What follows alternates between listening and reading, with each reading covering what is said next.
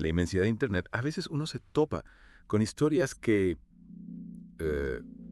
que nos hacen dudar de lo que creemos saber. Historias que nos susurran al oído la posibilidad de que haya más en este mundo de lo que nuestros ojos pueden ver. Claro. Yo te traigo una de esas historias, Ajá. un relato anónimo publicado en Reddit que nos sumerge en un mundo de sombras, pactos y un precio terrible a pagar. Un relato anónimo, eso siempre añade un toque de misterio, ¿verdad? Sí. Como si el narrador quisiera compartir su experiencia, pero al mismo tiempo protegerse de algo.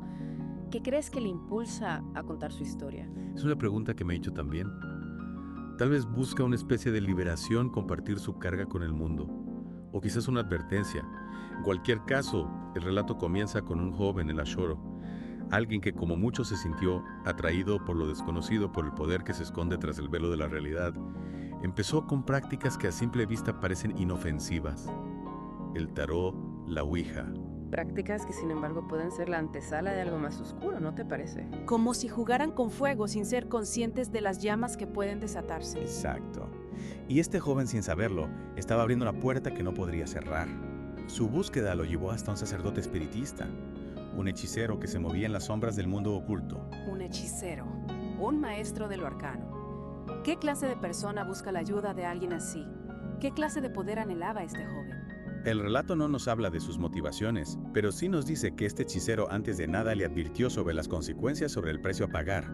Le habló de un pacto de una suma considerable de dinero a cambio de un poder inimaginable. Un pacto suena a un trato con el diablo. ¿Qué poder podría ser tan valioso como para arriesgar su alma? El hechicero le entregó un anillo y con un ritual oscuro le rasgó el velo. Imagina poder ver lo que otros no ven: entidades espirituales, seres que habitan en otra dimensión invisibles para el ojo humano. El anillo le otorgaba control sobre dos de estos seres entidades que le obedecían en todo y que lo acompañaban a todas partes. Rasgar el velo significa que este joven ahora podía percibir la realidad de otra manera, que podía ver a través del velo que separa nuestro mundo del mundo espiritual. ¿Y qué clase de entidades serían estas? ¿Seres de luz o oscuridad? Que el relato no entra en detalles sobre la naturaleza de estas entidades, pero lo que sí queda claro es que el joven de repente se vio rodeado por un mundo que antes desconocía, un mundo que le aterraba, y este miedo lo llevó al arrepentimiento. Intentó romper el pacto, devolvió el anillo al hechicero buscando liberarse de la carga que ahora la oprimía. Pero como suele suceder en estas historias, ya era demasiado tarde. Es como si hubiera despertado algo que ya no podía controlar, como si las fuerzas que había invocado ahora se hubieran vuelto contra él. ¿Qué pasó después? ¿Cómo se manifestó este terror? Buscando refugio, el joven acudió a la iglesia esperando encontrar consuelo en la fe. Pero allí, en ese lugar sagrado, presenció algo que lo marcaría para siempre. Del suelo de la iglesia, ante sus propios ojos, emergieron demonios, criaturas infernales que lo buscaban para reclamar lo que les pertenecía. Aterrorizado, huyó a su casa, donde encontró inexplicablemente el anillo que había devuelto al hechicero. A partir de ese momento, el miedo lo paralizó y no se atrevió a salir de su habitación. La iglesia, un lugar de paz y santidad profanado por la presencia demoníaca, es una imagen perturbadora. ¿Sería que la fe del joven, debilitada por sus prácticas oscuras, lo hizo vulnerable a estas entidades? ¿O acaso la iglesia se convirtió en un campo de batalla entre el bien y el mal por su culpa? Aislado en su habitación con el anillo que le conectaba a ese otro mundo, ¿qué opciones le quedaban? ¿Cómo podía enfrentarse a algo que escapaba a su comprensión? La noticia de su tormento se extendió y pronto llegaron personas que desde diferentes creencias intentaban ayudarlos: sacerdotes católicos, pastores evangélicos, incluso testigos de Jehová. Todos unidos por el deseo de liberarlo de la oscuridad que lo consumía. Una coalición de fe frente a lo inexplicable. Es curioso cómo a veces las diferencias se desvanecen ante una amenaza común.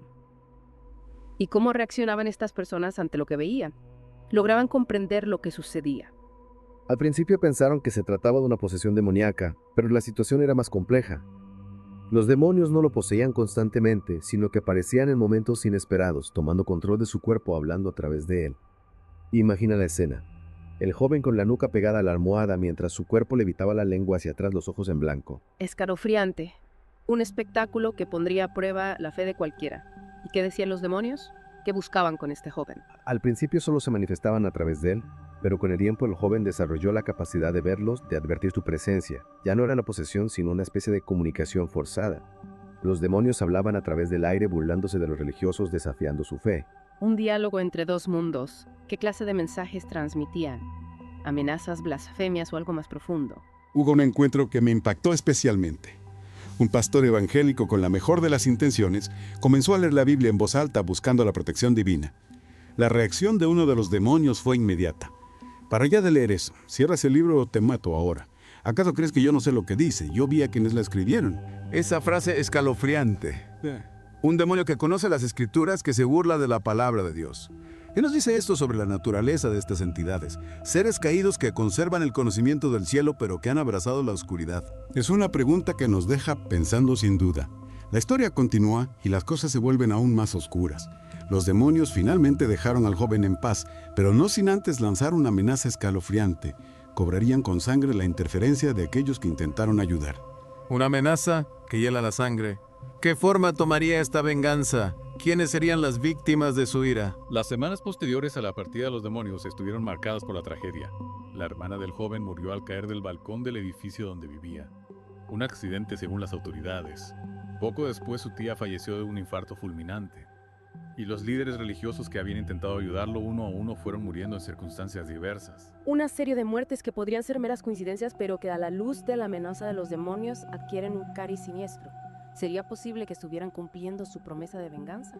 El narrador, que era uno de los religiosos que intentó ayudar al joven, vivía con el temor constante de ser la próxima víctima. Y la tragedia finalmente lo alcanzó. Su cuñado, un amigo cercano, murió en un terrible accidente de tránsito. Él mismo tuvo que reconocer el cuerpo. Un final desgarrador. La muerte acechando, cobrando su precio. ¿Pudo el narrador escapar a la maldición o solo fue cuestión de tiempo? El relato termina ahí dejándonos con la incertidumbre, con la sensación de que hay fuerzas en juego que escapan a nuestra comprensión. Fuerzas oscuras que operan en las sombras, capaces de influir en nuestro destino, de maneras que jamás podríamos imaginar. Es una historia que nos invita a reflexionar sobre la fragilidad de nuestra existencia, sobre los límites de nuestro conocimiento, hasta dónde podemos llegar en nuestra búsqueda de respuestas, de poder sin cruzar la línea hacia lo desconocido, hacia lo peligroso. El narrador termina su relato con una advertencia, una certeza que lo acompaña desde aquel fatídico encuentro con lo demoníaco. Fuerzas muy superiores a nosotros conviven en el mismo espacio y pueden hacer con nosotros lo que quieran si no estamos del lado correcto. Esa frase me dejó pensando del lado correcto. ¿Qué significa eso en un mundo donde ni siquiera sabemos quiénes son los jugadores ni cuáles son las reglas del juego? Es una pregunta que nos deja con una profunda sensación de desasosiego. ¿Cómo podemos protegernos de algo que no comprendemos? ¿Cómo podemos saber qué camino tomar si no sabemos hacia dónde nos dirigimos? Quizás la respuesta no está en buscar una protección externa, sino en fortalecer nuestra propia brújula interna, en cultivar nuestra capacidad de discernimiento, de conectar con nuestra intuición, para poder distinguir entre lo que nos nutre y lo que nos destruye. Es una buena reflexión. Tal vez en lugar de buscar respuestas en lo externo, deberíamos mirar hacia nuestro interior, fortalecer nuestra propia luz para que la oscuridad no nos alcance. Exacto. Y recordar que a pesar del miedo que pueda generarnos este tipo de relatos, también nos invitan a la introspección, a cuestionar nuestras creencias y a abrir nuestra mente a la posibilidad de que hay mucho más en este universo de lo que podemos imaginar. Y con esa idea, con esa mezcla de inquietud y fascinación, damos por terminada nuestra inmersión en este relato escalofriante. Un relato que nos recuerda que la realidad puede ser mucho más compleja y misteriosa de lo que creemos y que a veces la búsqueda de conocimiento puede llevarnos a lugares inesperados, a enfrentarnos a verdades que preferíamos no haber descubierto. Verdades que, sin embargo, una vez reveladas nos cambian. Para siempre nos obligan a mirar el mundo con otros ojos, a cuestionar lo que dábamos por sentado y a aceptar que tal vez solo estamos arañando la superficie de una realidad mucho más profunda e insondable.